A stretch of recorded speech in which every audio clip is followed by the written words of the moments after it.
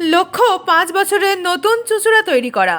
প্রার্থী ঘোষণার পর চুঁচুড়ায় পা রেখে বললেন দেবাংশু, গত লোকসভা নির্বাচনে তমলুক বিধানসভা কেন্দ্র থেকে তৃণমূল কংগ্রেসের প্রার্থী হয়েছিলেন দেবাংশু ভট্টাচার্য।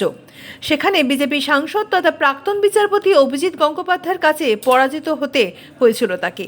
তৃণমূলের তরুণ তুর্কি দেবাংশুর উপরে ভরসা রেখেছে তার দল তৃণমূল কংগ্রেস। বিধানসভা নির্বাচনে চুঁচুড়া বিধানসভা কেন্দ্র থেকে দেবাংশুকে প্রার্থী করেছে তৃণমূল কংগ্রেস। যদিও এই আসনে গত 3বারের জয়ী বিধায়ক অসিত মজুমদারের এবারে টিকিট দেয়নি তৃণমূল, তাতে কিছুটা অভিমানের সুর শোনা গেছে তার গলাতে। এমনকি রাজনৈতিক সন্ন্যাস নেওয়ার কথাও শুনিয়েছেন বিদায়ী বিধায়ক অসিত মজুমদার। মঙ্গলবার সন্ধ্যায় চুঁচুড়ার ঘড়ির মোড়ে আসেন তৃণমূল প্রার্থী দেবাংশু ভট্টাচার্য। সেখানে তাকে স্বাগত জানাতে হাজির ছিলেন বহু তৃণমূল কর্মীরা। দেবাংশু বলেন, 5 বছরের নতুন চুঁচুড়া তৈরি করার আমার লক্ষ্য। চুঁচুড়ার মানুষ যেভাবে চুঁচুড়াকে দেখতে চায়, তাদের মতামত এবং তাদের সবাইকে সঙ্গে নিয়ে এবং দলীয় নেতৃত্বের সঙ্গে নিয়ে নতুন চুঁচুড়া গড়ে তোলাই আমার লক্ষ্য।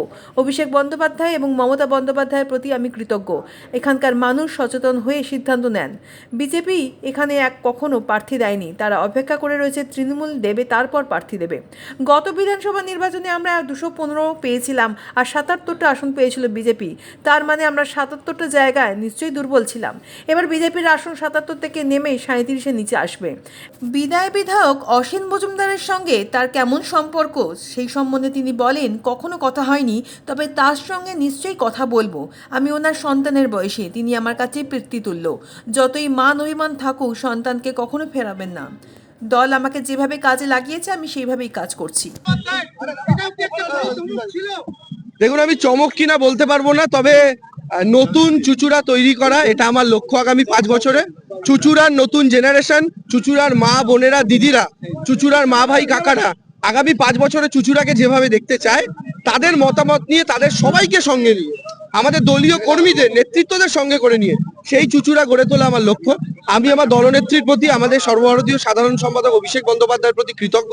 তারা আমাকে কনসিডার করেছে এরকম একটা রাজনীতি সচেতন, শিক্ষিত, সংস্কৃতি মনোভাবাপন্ন এলাকার, যে এলাকার মানুষ, এখানকার মানুষ কিন্তু সচেতন হয়ে সিদ্ধান্ত নেন। এখানকার মানুষকে বুঝিয়ে, যে কোনো রাজনৈতিক দল ভাবলেন এলাম বুঝিয়ে নিয়ে ভোট করিয়ে চলে গেলাম, হবে না। এখানকার মানুষ বিচক্ষণতার সাথে সিদ্ধান্ত নেন। সেরকম মানুষদের মাঝে আমি আসতে পেরেছি, এটা আমার জন্য বিরাট বড় পাওনা। এবং আমি আবার বলছি, আজকে আমি যে ফেসবুকে আমার পোস্ট করেছি, তাতেও একটা হ্যাশট্যাগ দেওয়া ছিল টার্গেট নিউ চুঁচুড়া, অর্থাৎ নতুন রকম ভাবে আমরা চুঁচুড়াকে তৈরি করব, মানুষের আশা আকাঙ্ক্ষার মিশেল হওয়া চুঁচুড়া। বাকি চুঁচুড়ার যে ইতিহাস, সেটা সঙ্গে করে নিয়ে এখানকার যে এত নেতৃত্ব, এত কর্মী, তাদের প্রত্যেকের তো আপনারা দেখছেন, তারা প্রত্যেকে কতটা উৎসাহিত দলনেত্রীর প্রতি। এবং আমাদের লড়াইটা সব রাজনৈতিক দলের চেয়ে অনেক কদম এগিয়ে। কারণ হচ্ছে, আমাদের মমতা বন্দ্যোপাধ্যায়ের মতো নেত্রী রয়েছেন যার আদর্শে আমরা উদ্বুদ্ধ। অভিষেক বন্দ্যোপাধ্যায়ের মতো সেনাপতি রয়েছেন যার স্ট্র্যাটেজি এবং সংগঠনে তৃণমূল অপরাজেয়। এবং তৃতীয়ত, মমতা বন্দ্যোপাধ্যায়ের 100টার উপরে প্রকল্প। তো এই যে আমাদের ত্রিশূল, 3টে ফলা, এই 3টে ফলার, আমি বিজেপির তো এখন মনে হয় কোনো ক্যান্ডিডেট নেই এখানে, ওরা এখনো দেয়নি। ওরা মনে হয় অপেক্ষা করছিল তৃণমূল কাকে দেবে, তারপর ভেবে চিন্তে দেবে। হ্যাঁ, দেখুন, আমি একটা কথা আপনাদের বলি, কোন সিটের সাথে কোনো সিটের তুলনা হয় না। যদি তুলনা হতো, তাহলে একটা রাজনৈতিক দল 294 পেত, 543-এ 543 পেত। তা আমরা 215 পেয়েছিলাম, 77 পেয়েছিল বিজেপি। তার মানে নিশ্চয়ই 77টা জায়গা আমরা দুর্বল ছিলাম। তো এবার বিজেপি 77টা কমে 37-এর নিচে আসবে বলে আমাদের বিশ্বাস। এই 37টায় কোনটা কোনটা থাকবে সেটা আমি আজকে আপনাকে বলতে পারবো না, 4 তারিখে বলতে পারবো না। অনেকে প্রশ্ন করেন তৃণমূলে গোষ্ঠীদ্বন্দ্ব, এই দ্বন্দ্ব, ওই দ্বন্দ্ব। অন্যান্য রাজনৈতিক দলের সাথে আমাদের একটাই বেসিক তফাৎ। তৃণমূল যদি একটা ট্রেন হয়, ধরুন আপনি যে বিধায়কের কথা বলছেন সে S1, যে সাংসদের কথা বলছেন সে হচ্ছে S2 কোচ।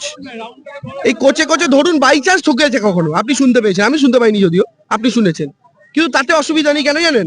কারণ S1 S2 এগুলো সব আলাদা আলাদা বগি। ধরুন দেবাংশু S4, এনারা কেউ S5 S6 ট্রেনের কম্পার্টমেন্ট, কিন্তু গোটা ট্রেনের ইঞ্জিনটা একটাই মমতা ব্যানার্জি। ফলে ইঞ্জিন যদি হাওড়ার দিকে যায়, ট্রেনের সব বগি হাওড়া যাবে। ইঞ্জিন যদি দিল্লি যায়, ট্রেনের সব বগি দিল্লি যাবে। বিজেপিতে ইঞ্জিনটাই নেই।